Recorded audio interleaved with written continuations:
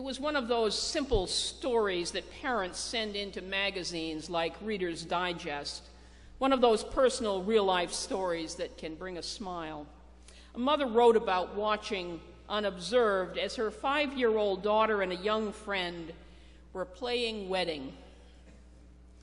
When they got to the part of the wedding where vows were to be exchanged, the 5-year-old was heard to say, "You have the right to remain silent. Anything you say can be used against you. You may kiss the bride."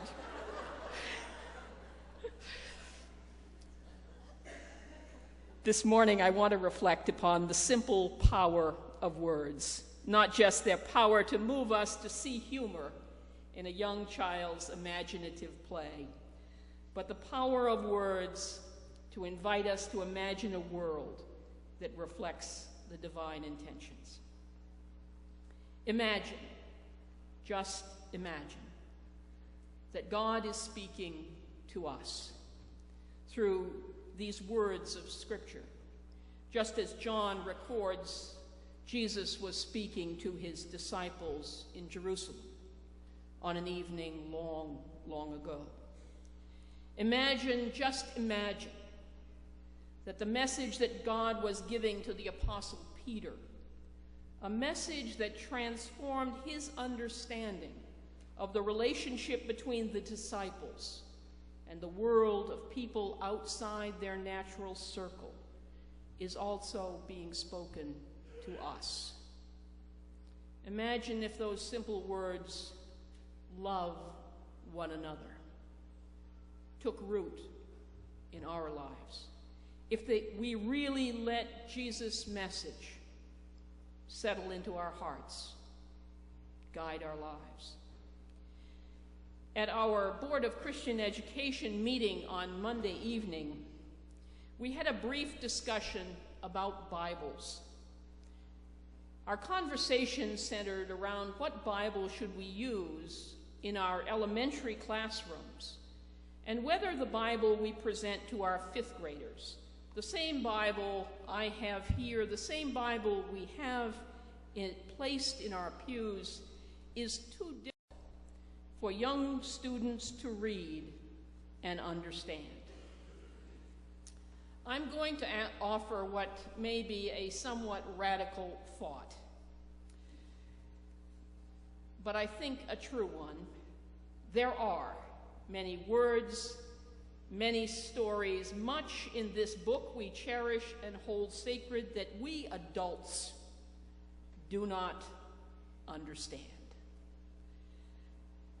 There's much that confuses us.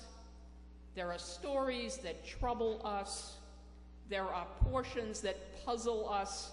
We doubt some things. We know that science and modern thought challenge many biblical visions of the world and how the universe is put together.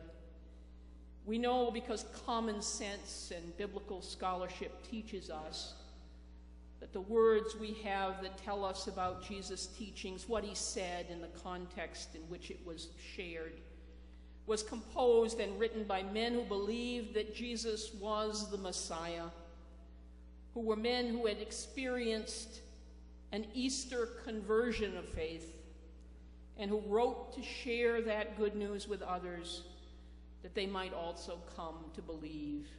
It was written from a perspective, from a time and a culture different than our own.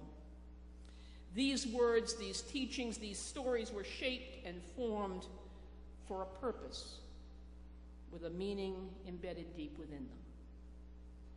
At their heart, the words of Scripture we hear today from the Gospel of John and the Acts of the Apostles are simple and yet profound, easy to understand at one level, hard, almost impossible to live.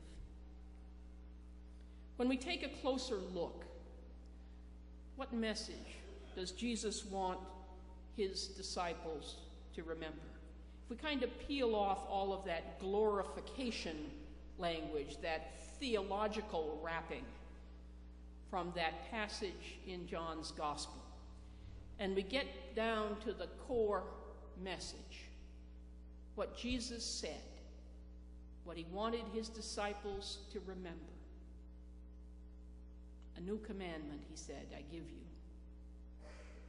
Love one another. Love one another as I have loved you. By that simple act, by shaping your life in that love, others will know that you are my disciples. A wise man once wrote that the only gospel that some people will ever read is the gospel we live. The only gospel some people will ever read, will ever see, is the way we who call ourselves Christian live our lives. It is also in the Gospel of John that we have a glimpse of the reality that it isn't easy. Before 24 hours had passed from the time that Jesus first told his disciples, love one another as I have loved you, one of his disciples betrayed him. Another denied even knowing who he was. All ran away in fear, leaving Jesus alone. They didn't live up to the best message that Jesus had left them with. They were imperfect disciples just like us. And in fact, it was in another conversation with Peter following the resurrection that Jesus once again kind of reiterates the message and adds a new twist. John will record a conversation between the risen Christ and the Apostle Peter, in which Jesus asks him directly, "Do you love me?" And he repeats it, "Do you love me?" And a third time, "Do you love me?" Each time Peter replies, "Yes, Lord, you know that I love you." And then Jesus' words convey that words alone are not enough. If you love me, feed my lambs, tend my sheep, feed my sheep.